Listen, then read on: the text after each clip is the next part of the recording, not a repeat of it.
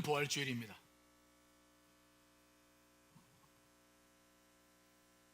온 천하에 그늘진 곳에 십자가의 복음과 부활의 소망이 온 세계에 퍼지기를 간절히 소망합니다. 또 여러분들에게도 부활의 소망으로 가득 차시기를 간절히 축원합니다. 자, 그런데 우리가 이 부활주일이 되면은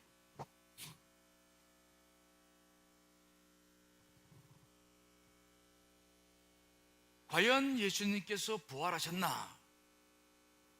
라고 하는 문제에 분명한 확신을 갖지 못하는 분들이 계시다는 건 사실이죠. 그게 얼마나 되는지 우리나라 또 우리 교회 통계는 없습니다만은 일반적인 통계를 보면 정말 많은 분들이 부활에 대한 확신을 갖지 못하고 사는 것으로 나오겠죠. 그분들이 예수 그리스도를 믿지 않는 게 아닙니다. 십자가의 보혈로 죄사함 받았다고 인정합니다. 믿어요. 그런데 부활은 아직 못 믿겠다. 그러니까 십자가의 보혈로 내가 죄 씻임 받은 것은 인정하는데, 그건 확신하는데 부활은 아직 모르겠다는 거예요. 혹시 여러분 중에서도 그런 의문이 있습니까? 내가 지금 십자가로 죄 사함 받은 건 분명합니다. 확신해요. 그렇죠? 그런데 부활의 영생에 이르는 부활에 대해서는 내가 죄 사함 받은 것만큼 아직 확신하지 못하다. 만일 그런 분들이 계시다고 한다면 오늘은 그런 문제들을 좀 풀어나가야 돼요. 이거 왜 그럴까요? 십자가 보혈을 안 믿는 사람, 예수를 안 믿는 사람이라면은 뭐 그냥 그렇다 치는데 예수를 믿고 있어요. 근데 어떻게 부활에 대해서는 확신을 갖지 못하느냐? 거기에는 이런 문제가 있어요. 우리는 자기가 경험하는 것들만 믿으려고 하는 죄성이 있죠. 우리 그럴 수밖에 없잖아요. 여러분의 죄사함, 십자가 보혈로 죄사함 받은 것은 여러분 내면에서 이루어지는 것인데, 이것을 나는 느껴요. 이건 내가 인정해. 내 내면에서 그건 감사도 있고 회개의 눈물도 흘리고 감정이 이입돼서 그 문제에 대해서 여러분들은 경험하고 있기 때문에 내면에 대해서는 인정하는 거예요. 그런데 부활의 세계는 영의 세계입니다. 그거는 내 내면과 달라요. 우리가 경험하는 내면의 세계가 영의 세계가 아닌 것입니다. 무슨 말씀에 이해되시나요? 내 내면에서 경험된 것이 영의 세계와는 다른 거예요. 내 내면에서 경험되고 알게 된 세계와 영의 세계가 다른 것인데, 우리가 나아가야 될 것은 뭐냐? 더 확인하고 더 분명히 해야 할 것은 뭐냐? 이 내면의 세계가 아니라 영의 세계예요. 영의 세계를 경험하지 못하면, 내 내면의 세계밖에 경험을 못한다라고 한다면 그분은 당연히 영적인 것에 대해서는 아직 확신할 수 없어요. 보이지 않는 세계이기 때문에, 그걸 경험하지 않았기 때문에 그 부활의 세계에 대해서, 영의 세계, 이거에 대해서는 분명하게 확신을 못 갖게 된다는 것입니다.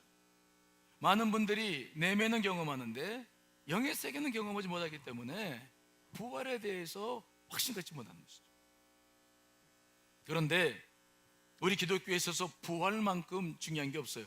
이건 우리의 핵심입니다. 그러니까 이것을 지금 확신하지 못한다고 한다면은 이거 우리 기독교 신앙에 있어서 심각한 문제가 있는 거죠.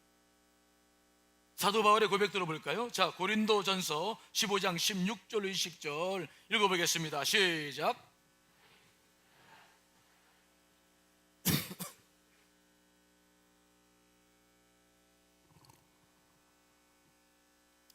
자, 17절 읽습니다. 시작.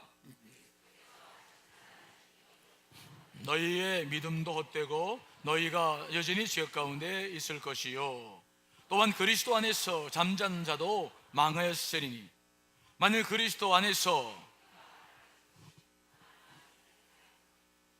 모든 사람 가운데 우리가 더욱 불쌍한 자이리라. 그러나 이제 그리스도께서 죽은 자 가운데서 다시 살아나사 잠자는 자들의 첫 열매가 되셨도다. 부활이 없다면 예수 그리스도께서도 살아나신 것이 아니라는 것입니다. 그렇다면 그분은 승천도 못했습니다. 그분은 하늘나라의 거처도 마련하지 못합니다. 우리가 믿는 영적인 세계는 다 사라지는 것입니다. 다 없는 거예요.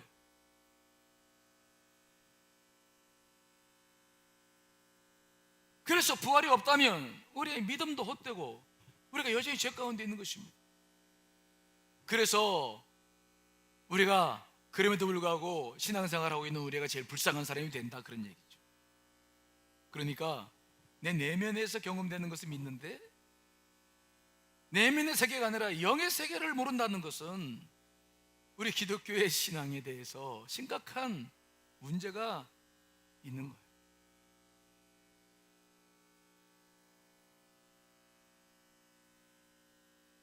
예수님의 부활은 기독교의 핵심이 되는 진리입니다. 부활이 거짓이면 기독교도 거짓이고 부활이 진리면 기독교가 진리인 거예요. 여러분들이 부활을 믿으면 참된 크리스찬이고 부활을 믿지 못하면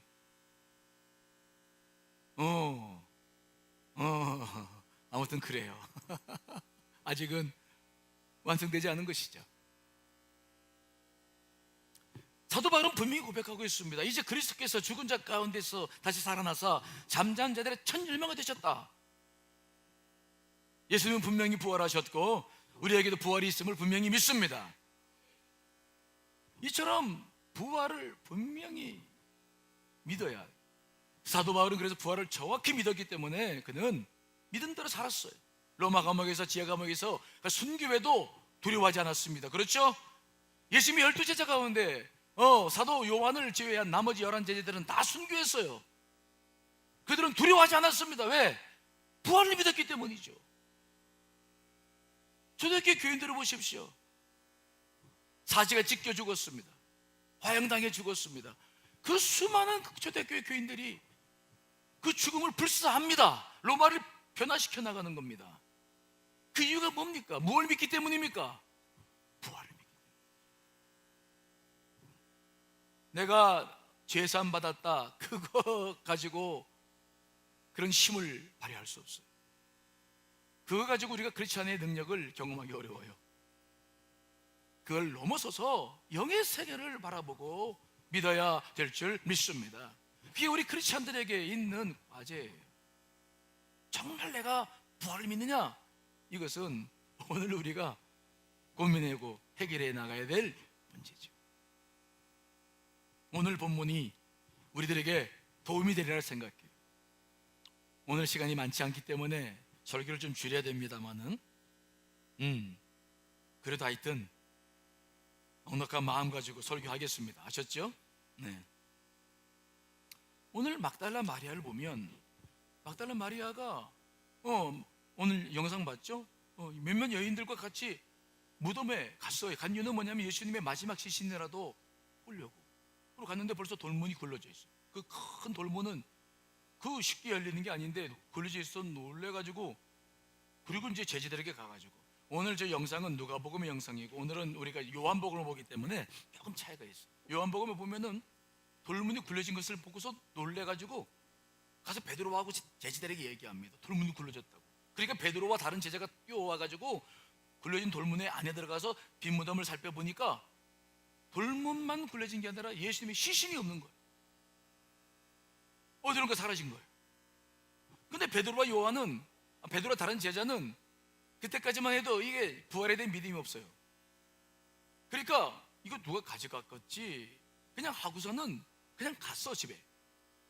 근데 이 마리아도 물론 부활에 대한 믿음은 없었지만 마리아는 예수님을 너무 사랑했어요. 그래서 정말 마지막 시신이라도 자기가 보고 싶어가지고 왔는데 이 시신이 안 계시니까 베드로와 같이 집으로 돌아갈 수가 없었어요. 그래서 무덤 밖에서 막 울다가 다시 한번 들어가 봤어. 들어가 봤더니 여전히 빈 무덤이죠.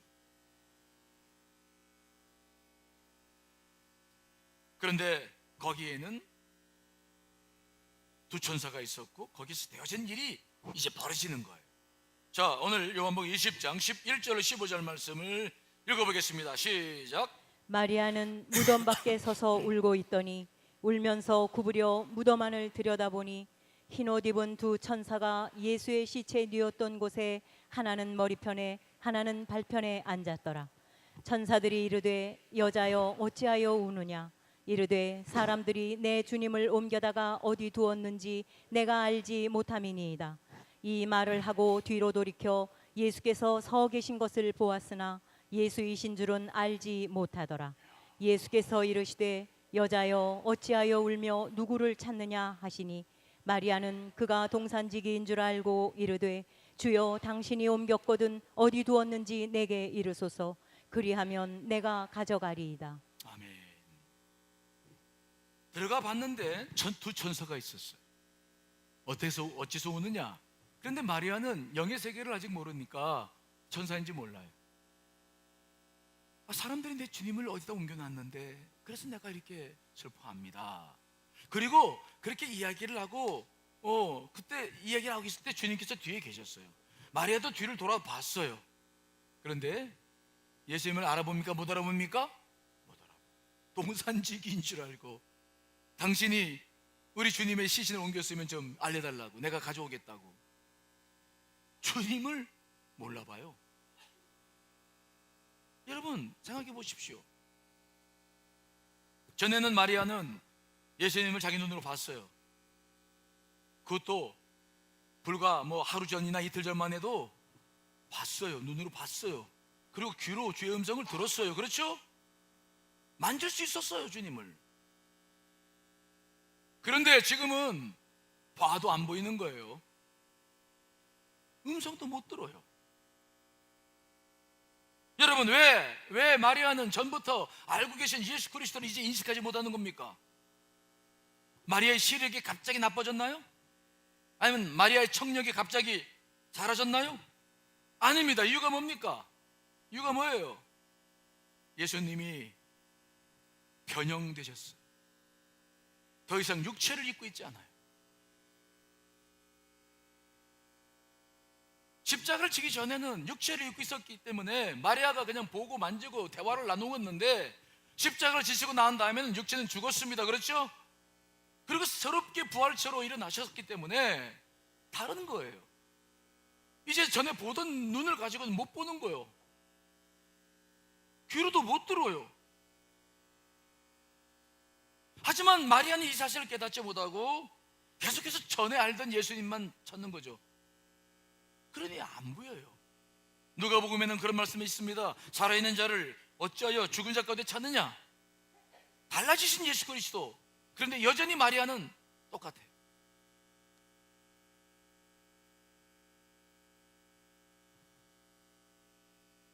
여러분 왜 이런 일이 벌어졌습니까? 예수님이 부활하셔서 영적인 존재가 되시기 때문에, 더 이상 육을 입고 있지 않기 때문에 보이지 않아요. 우리 육신의 눈을 가지고 보이지 않는 것입니다.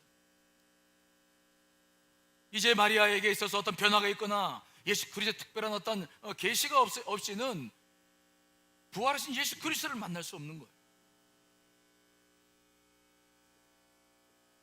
자, 그렇다고 한다면 오늘 마리아가 어떻게 예수 그리스도를 다시 보게 됐습니까? 확인하게 됩니까? 무엇을 했습니까?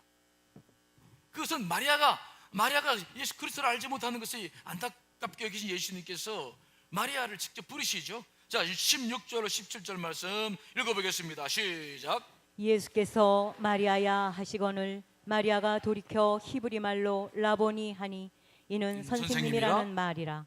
예수께서 이르시되 나를 붙들지 말라. 내가 아직 아버지께로 올라가지 아니하였노라. 너는 내 형제들에게 가서 이르되 내가 내 아버지 곧 너희 아버지 내 하나님 곧 너희 하나님께로 올라간다 하라 하시니. 아멘. 다른 것이 아닙니다. 마리아가 예수님께서 마리아야 라고 불렀어요. 그랬더니 갑자기 눈이 확 열려져가지고 오 라보니요, 선생님이요, 주님이시여 라고 눈이 확 열려지는 거예요. 좀 전에 못 봤습니다. 그런데 예수 그리스도께서 자기 이름을 불러주셨을 때에 그때 달라졌어요. 마리아가 부활하신 주님을 보게 된 것입니다.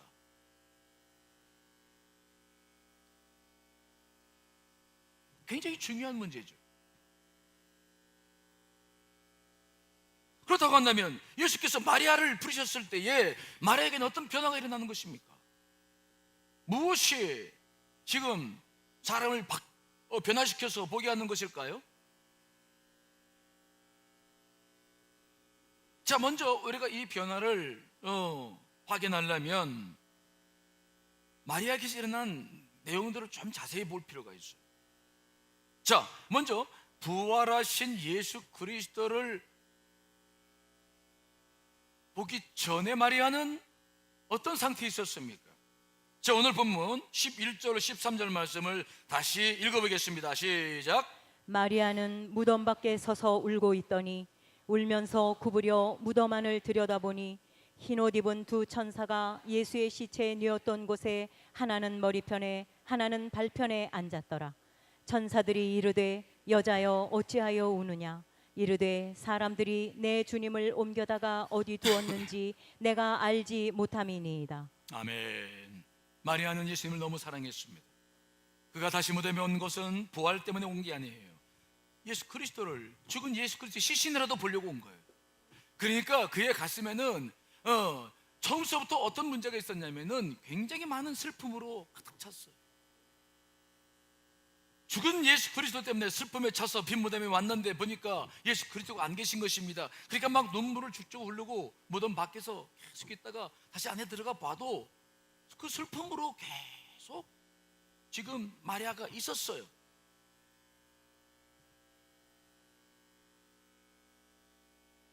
예수님께서 어찌하여 우느냐라고 물어봤어도 동산지기인 줄 알았어요. 왜? 이것은, 이 말씀은 사건의 원인을 물어보는 것입니다. 객관적인 사건을 말해요. 내면을 지금 들춰내는 것은 아닙니다. 지금 마리아의 그 전 단계는 어떤 상태냐면은 혼의 지배를 받고 있다. 감정의 지배를 받고 있는 거죠. 우리 혼이라고 하는 것은 감정과 생각과 의지를 말합니다. 그 중에서 이 감정은 가장 강력한 영향력을 발휘합니다. 우리는 기분이 나쁘면 좋은 일도 안 돼요. 그렇죠? 기분이 좋으면 안 좋은 일도 될 수 있어. 그만큼 감정은 우리 혼의 전체를 지배하죠. 지금 마리아는 굉장히 혼의 지배를 받고 있으면서 영과 혼이 혼합되어져 있어. 불분명해지고 있어. 감정이 격해졌습니다. 그래서 그는 육신의 눈밖에는 갖고 있지 못해요. 육의 눈으로 보니까 보이는 것은 빈 무덤이죠. 여러분, 우리가 이 내면의 세계가 아니라 영의 세계를 경험하지 못하는 것, 영의 세계를 바라보지 못하는 가장 중요한 이유는 뭐냐? 이 혼과 영이 구별되지 못하기 때문에 이게 혼합되어져 있어요. 그렇기 때문에 그 눈을 가지고 보면 현실밖에 안 보입니다. 감정의 지배를 받고 있는 현실, 생각의 지배를 받고 있는 현실, 무엇인가 하려고 의지의 지배를 받고 있는 현실밖에는 안 보여요. 그런데 우리가 보통 본다는 말은 두 가지를 쓰잖아요. 첫째는 뭐냐면 뭐라고 씁니까? 볼견자. 이것은 그냥 보여지는 거예요. 이것을 우리가 본다, 견자를, 볼견자를 써요. 그런데 이것보다 다른 개념을 쓰고 있죠. 관자를 씁니다. 볼관자예요. 이것은 뭡니까? 꿰뚫어 보다. 이것은 사물의 본질을 보는 거예요. 직관, 영적 직관이라고 할 수 있죠. 예수님께서 자기 제자들에게 말씀했습니다. 드레핀 백합화를 바라봐라. 그때 바라보라고 말씀하신 무엇입니까? 예수님은 무엇을 봤습니까? 제자들은 꽃의 색깔을 봤을 거예요.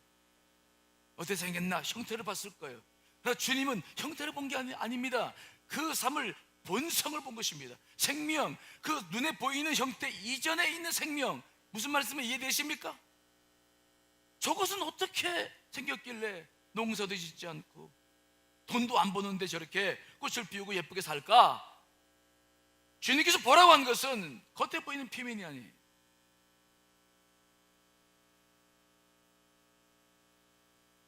우리가 영과 혼이 혼합되어 있을 때는 못 봐요. 육으로 밖에 못 보여. 생각해 보십시오. 혈기 가득 찼을 때는 그 혈기 분풀이할 것밖에는 대상만 밖에는 보이지 않아요. 정욕이 가득 차 있는 사람들은 음란한 것밖에는 볼 수 없어요. 분노가 막 차 있는 사람들은 막 화만 내려고 그 상태만 속에 우리가 제한받아요. 이것이 구분이 돼야 돼요. 우리는 베드로와 요한을 잘 알죠. 베드로도 부활을 믿지 못했죠. 근데 그가 성령 체험을 합니다. 오순절에. 그러고는 그 영이 분명해졌어요. 그러니까 어떤 변화가 일어납니까? 요한복음 3장에 나가보니까 성전에 기도하러 올라갔더니 거기에 누가 있었습니까? 안진뱅이가 있었어요.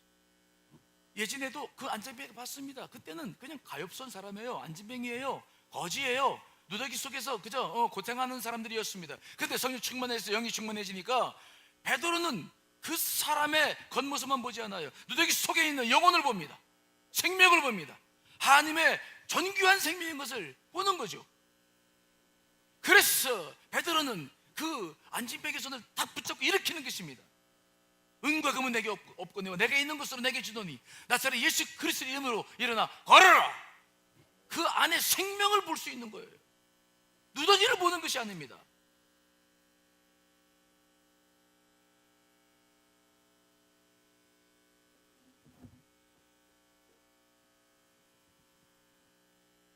그렇게 혼과 영이 하나 되었을 때는 우리 내면은 볼 수 있어요. 눈물도 흘릴 수 있어요. 분노나 혈기나 슬픔이나 고독이나 이런 것도 다 느낍니다. 그러나 영의 세계하고는 관계없습니다. 그래서 오늘 주님께서 하신 일이 뭡니까? 마리아의 내면 상태를 분리시키는 거예요. 자, 16절 다시 한번 읽어볼까요? 시작. 예수께서 마리아야 하시거늘 마리아가 돌이켜 히브리 말로 라보니 하니 이는 선생님이라는 말이라. 예수께서 하신 게 뭡니까? 마리아야, 그 좀 전에 뭐라고 말씀했습니까? 여자여 어찌하여 슬퍼하느냐? 그때는 그 사물에 대해서, 슬픔의 원인에 대해서 물어봤기 때문에 마리아는 자기 영적인 깨달음을 갖지 못해요. 근데 오늘 마리아야 라고 하는 이름은 자기 존재를 드러내는 것입니다. 자기 본질의 문제를 예수님께서 말씀하고 있는 것입니다. 존재 자체를 흔드시는 것이죠. 아담이 선악과를 따먹고 있었을 때, 숨어 있을 때 하나님께서는 그 이름을 부릅니다. 아담아, 아담아, 내가 어디 있느냐? 그 이야기를, 자기 이름을 딱 들었을 때 아담은 정신이 바짝 차렸어요. 그리고 봤더니 벌거벗고 있어. 자기가 보였어요. 내가 동선에서 하나님의 소리를 듣고 내가 벗었으므로 두려워 숨었나이다. 자기를 보게 됩니다.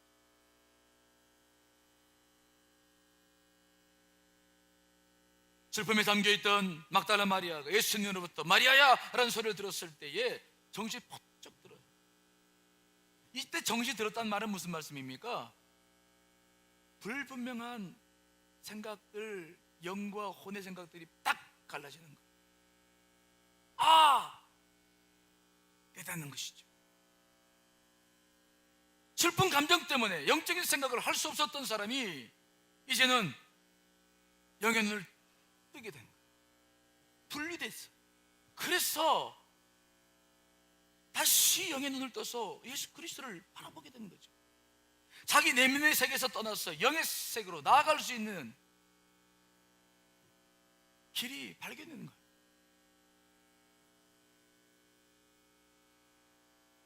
여러분 얼마나 좋았겠습니까?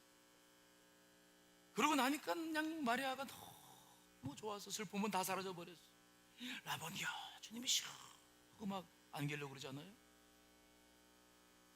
그 기쁨, 드디어 마리아의 내면이 정리됐어. 혼과 영이 잘 분리가 됩니다. 그때 우리는 영의 세계로 눈을 들 수 있어요. 시인 구상이 쓴 시가 있는데 마음의 눈을 뜨니라는 시가 있는데 거기에 보니까 그런 글이 나오죠. 이제사 나는 눈을 뜬다.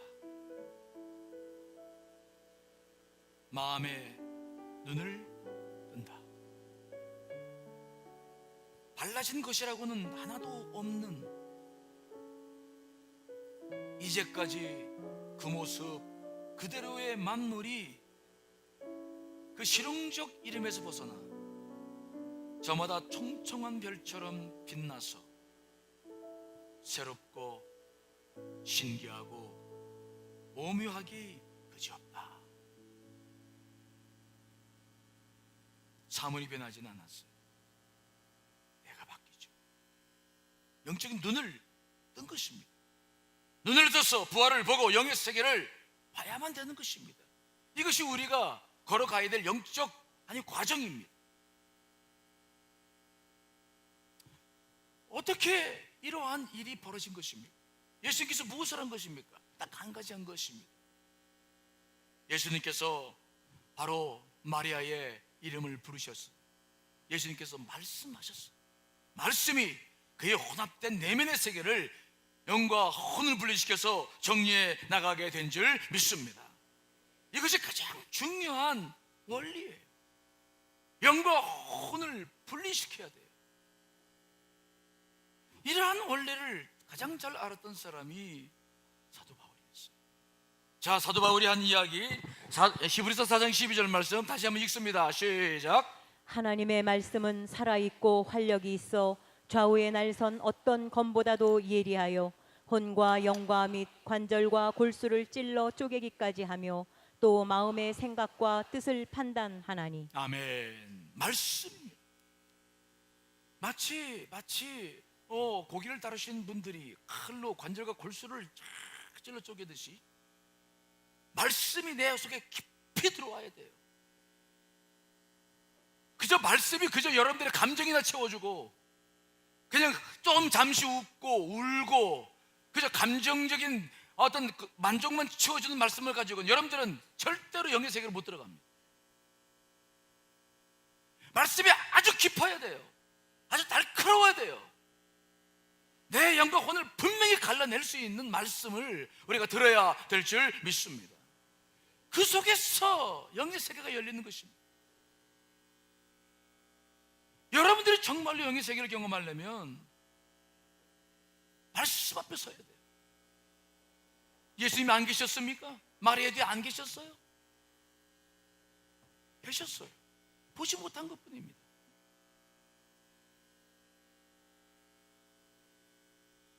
우리가 신앙생활을 하면서 부활의 영광과 영의 세계를 믿으려면은 정말 말씀에 날카로운 칼 앞에 서야 됩니다. 신앙생활을 그저 마음 내면의 유지로 하시면 안 돼요. 그 단계를 넘어서야 됩니다. 그 단계를 들어가지 못하면 우리는 내면의 세계는 들어가는데 영의 세계는 못 들어가요. 그것은 우리 구원의 단계를 못 들어간다는 것입니다. 그건 신앙생활을 올바로 하는 게 아니에요. 자, 시편 119편 105절 말씀도 읽어보겠습니다. 시작. 주의 말씀은 내 발의 등이요 내 길의 빛이니이다. 말씀 빛입니다. 뭐가 뭔지 모르겠어. 혼란스럽고 혼동 속에 있는 우리들, 말씀의 빛이 팍 들어와서 이건 내 생각이야, 이거는 내 감정이야, 이것은 내가 판단하는 거야, 이건 정말 하나님의 말씀이야, 하나님의 뜻은 이거야, 내 뜻은 이거고 하나님의 뜻은 이거야, 이것들이 분명해지지 않으면 영의 세계를 경험 못하는 거예요. 부활이 믿어지지 않는 거예요.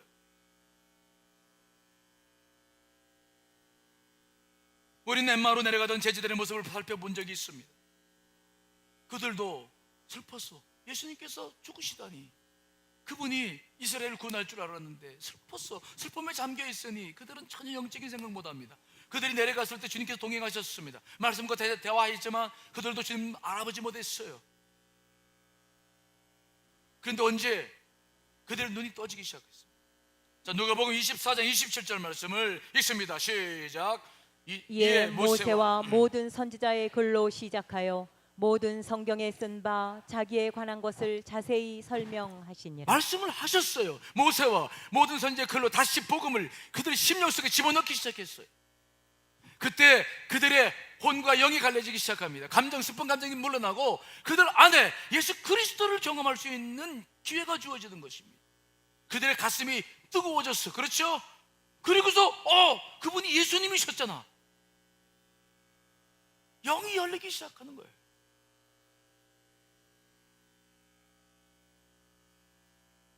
영과 혼을 구분해서 영의 세계로 나아가게 하는 것은 말씀밖에 없어요. 우주 만물을 지으신 그 말씀이 우리 안에 빛으로 꽂혀야 되는 것입니다.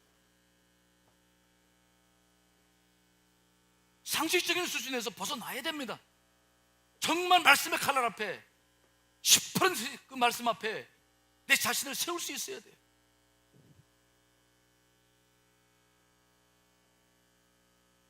그렇다고 한다면 진리의 말씀으로 우리 영과 혼이 구분되었을 때 어떤 결과가 생깁니까? 오늘 말의 보니까 어떤 결과가 생깁니까? 믿음의 눈이 열려지는 거예요. 여러분, 보이지 않는 영의 세계는 느낌이 아니라 믿음으로 봐야 될 줄 믿습니다. 내면은 느낌이에요, 감정이에요. 하지만 보이지 않는 영의 세계는 믿음밖에는 들어갈 수 없어요. 그 세계는 믿음으로밖에는 볼 수 없는 세계입니다. 믿음의 눈이 열려야 될 줄 믿습니다. 그것이 우리가 해야 할 신앙생활이에요. 자, 요한복음 20장 30절 31절 읽어보겠습니다. 시작. 예수께서 제자들 앞에서 이 책에 기록되지 아니한 다른 표적도 많이 행하셨으나 오직 이것을 기록함은 너희로 예수께서 하나님의 아들 그리스도이심을 믿게 하려 함이요 또 너희로 믿고 그 이름을 힘입어 생명을 얻게 하려 함이니라. 성경 말씀에 기록한 이유는 뭡니까? 말씀을 믿고 믿음을 갖게 하기 위한 것이다. 말씀이 곧 믿음으로 들어가는 길인 것입니다. 말씀 앞에 설 때만이 혼란스러웠던 우리 내면이 정리가 됩니다. 영과 혼이 구분됩니다. 시퍼런 말씀 앞에 서야 드디어 영의 눈이 열리는 거예요. 믿음이 무엇인지를 알게 되는 거예요. 그냥 믿어지게 되어 있어요. 부활도 영생도 그냥 믿으려고 믿는 게 아니라 믿어져요. 말씀의 힘은 너무 신비로워서 그것들이 내 안에 정확히 들어오면 내 의지가 아닙니다.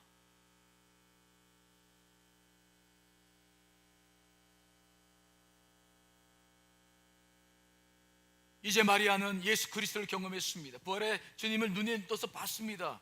이제는 예수 그리스도를, 그러나 그 후로 마리아가 얼마나 봤을까? 성경에 기록되어 있지 않습니다. 그러나 예수 그리스도를 보지 않아도 괜찮아. 왜? 믿음의 눈이 있어요. 정말 부활하신 예수 그리스도를 만지지 않아도 됩니다. 왜? 믿음이 있으니까. 믿음으로 보니까.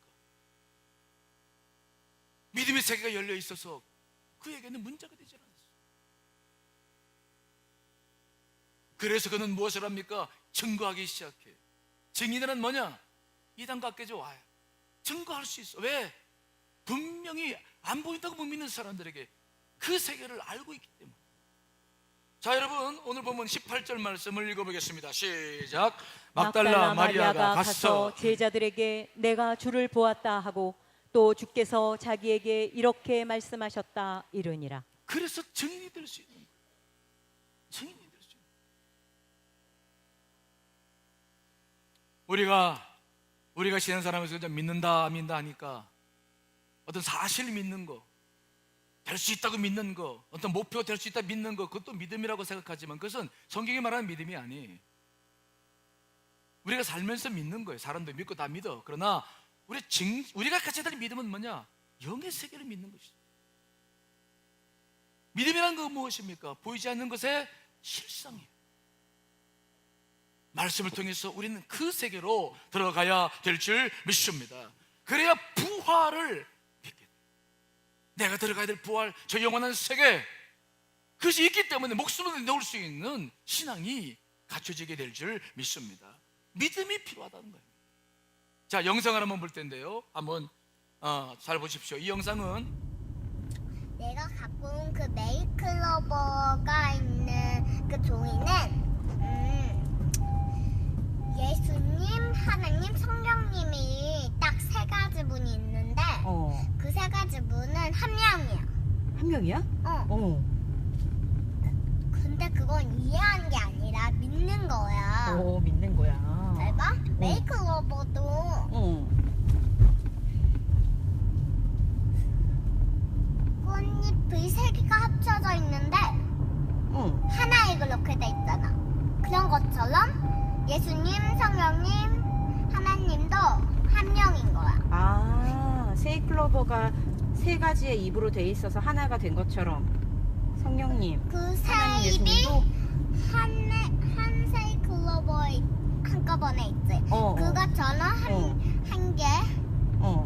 잖아. 그러니까 예수님, 하나님이, 성령님도 한 개인 거고 응. 또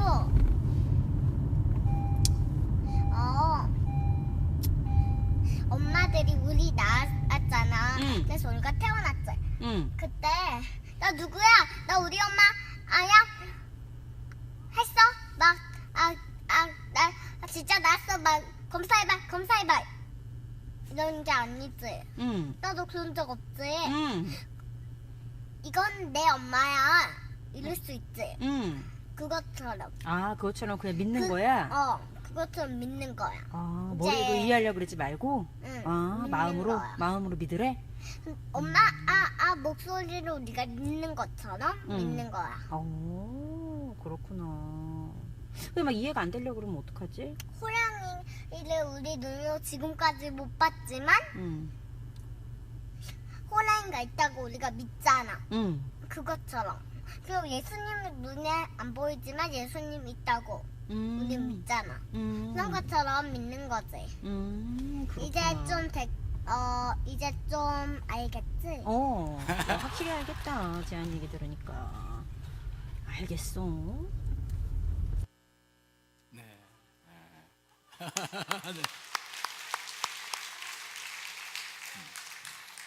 저 꼬마 아이는 제가 잘 알고 있는 목사님의 딸에 얼마 전에 저걸 영상 촬영했다 보내와 가지고 오늘 제가 쓰고 있어요.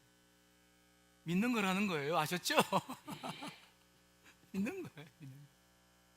그걸 통해서 우리는 영의 세계로 들어가는 거죠. 여러분들 안에 그런 믿음이 있으시기를 간절히 축원합니다. 다 같이 기도하시겠습니다.